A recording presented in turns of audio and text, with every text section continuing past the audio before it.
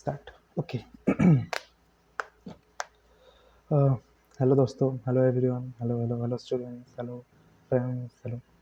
सो आज हम पढ़ने वाले हैं, जानने वाले हैं अबाउट नॉर्मन कॉन्क्वेस्ट। मैंने यूट्यूब में बहुत सारे वीडियोस देख ली इसके रिलेटेड, तो कोई ख़ास अच्छा एंड डिटेल्स है, there are information, there are videos, but जैसा आई वांटेड वैसा नहीं था। तो आई थॉट कि मैं इसके ऊपर एक वीडियो बना दूँ, शायद लोगों को हेल्प हो जाए। तो आई थिंक आप लोगों को हेल्प होगा। ये बहुत ही शॉर्ट समरी होगा, समरी नहीं, like you can call it a summary but a detailed summary. यहाँ पे तुमको हर एक तरह का इंफॉर्मेशन मिलेगा। So let's get to the points. So Norman Conquest is a type of you can say it's a his, it's a type of history war, but it is somehow related to our English language. So it is important to those who are studying history in history of English. It's a very important thing, Norman conquest. So सबसे पहले हम लोग को जानना है कि Norman conquest कब हुआ था. So Norman conquest began in 1066. Began or it happened. It is a very important event. It changed the whole history of English. So अभी हम बहुत ही short and बहुत ही simple way में जानेंगे how all this happened. Sounds good, guys? Okay. तो सबसे पहले let's hear the background of this Norman conquest. Okay. So the background is I am referring to this PDF or this note. You can refer to it. यहाँ पे बहुत ज़्यादा detail में दिया हुआ है, पर मैं तुम लोग को बहुत एक सिंपल वे में समझा दूंगा कि what is the whole thing. So the whole thing is, देखो, सबसे पहले जो इंग्लैंड का नॉट सबसे पहले बट इन दैट टाइम जो इंग्लैंड का किंग था वो था किंग एडवर्ड. हाँ, तो उसको हम कह सकते हैं he was the last Anglo Saxon king, मतलब जो एंग्लो सैक्सन हाउस से था. तो हुआ ये था कि ही डाइड चाइल्डलेस. समझ सकते हो, उसका कोई बेटा नहीं था. तो व्हेन डिड ही डाइड, वो he died on January 5, 1066. I think तुमको ये मिल जाएगा ये पे कहीं. हाँ हाँ, ये king king Edward the confessor set 1066. हाँ, तो क्या हुआ, Edward Edward the confessor he died childless on January 5 and the problem was he had no direct heir. उसका कोई अपना बच्चा नहीं था. ठीक है, अब ये तो होता रहता है, लोग मरते हैं, kings died, then the next successor comes, ये सब तो कॉमन है. बट यहाँ पे एक इशू था, तो इशू से पहले कुछ और बोल लेता हूँ.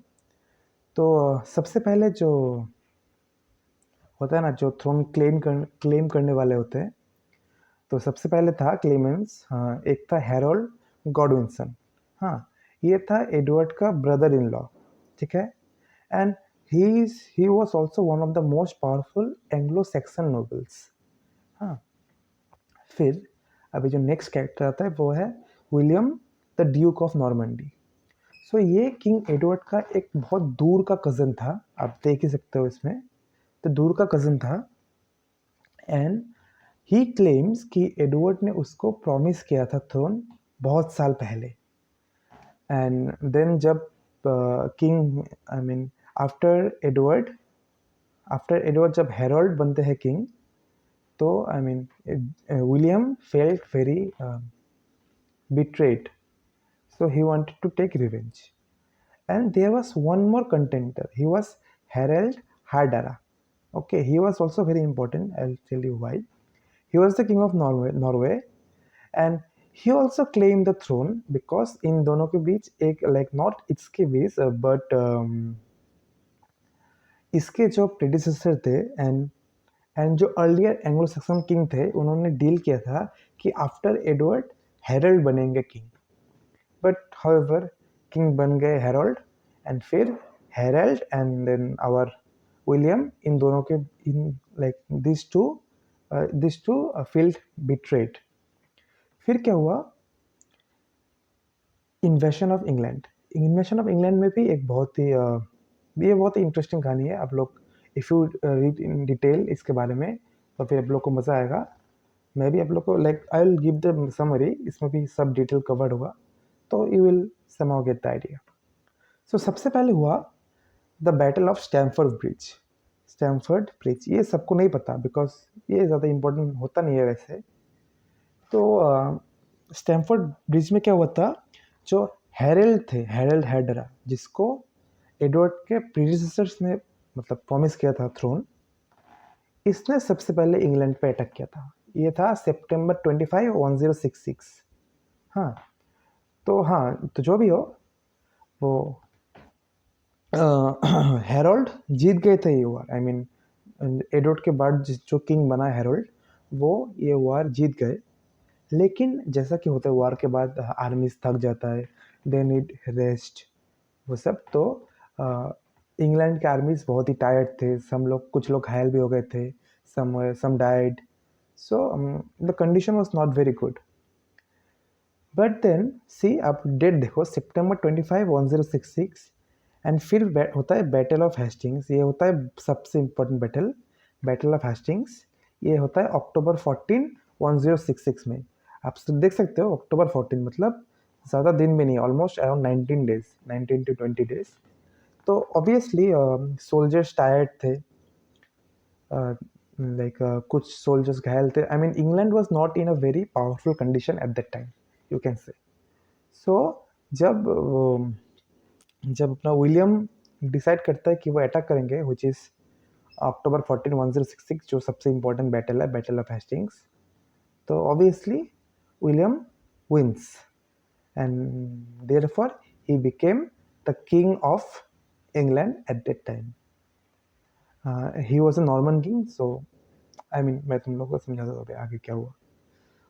अभी यहाँ पे और डिटेल है, you can read all this. अगर आपको ये पीडीएफ चाहिए होगा तो आप बता सकते हैं मुझे, मैं आपको दे दूंगा ये पीडीएफ। यहाँ पे फिर बहुत कुछ है, आई मीन जैसे ऑब्वियसली होता है। तो आई मीन विलियम बैटल जीत गए, but due to usual reasons हर एक नोबल तो एक्सेप्ट नहीं करेंगे उसे। But King William was a very powerful ruler, Normandy के रूलर थे वो। तो he somehow got the control over his throne and this ये था आप लोगों का Norman conquest. So in order to summarise it again I will say कि सबसे पहले King Edward died. King Edward died in 1066। Let me check the date once again. King Edward died in January 5, 1066। फिर क्या होता है, सबसे पहला battle होता है बैटल ऑफ स्टैमफोर्ड बैटल, सितंबर 5, 1066। ये बैटल होता है हेरोल्ड एंड हेरल्ड के बीच में। हेरल्ड वो जो अभी प्रेजेंट किंग थे उस टाइम इंग्लैंड के, कज़न ऑफ एडवर्ड। फिर उसके बाद बैटल होता है बैटल ऑफ हेस्टिंग्स, जो होता है विलियम और हेरल्ड के बीच में। बट बिकॉज हेरल्ड का आर्मी वीक होता है एट दैट टाइम, बिकॉज उन्होंने अभी बस पिछला वाला बैटल किया था, इसीलिए he lost the battle and which is why William became the king of England. Now ये था history. Now you may ask कि ये why is this important for English. I mean it is a normal history, right? Yeah, why is this important for English? It is important for English because, wait, let me show you and then maybe you will understand. Yeah, I got it. Its impact in English language. So यहाँ पे एक बहुत detailed summary मैंने बताया, यानी लिखा हुआ है। If you want you can take it. मैंने खुद नहीं लिखा, मैंने ऑब्वियसली कलेक्ट किया Google, ChatGPT, then other websites. So whatever, let me rephrase once again. फिर क्या होता है, after battle of Hastings William the duke of Normandy became the king of England. He was crowned king of England on December 25, याद रखना guys, Christmas day के दिन, December 25, 1066 in Westminster Abbey he was crowned the king of England. फिर आता है अपना क्या impact on English language.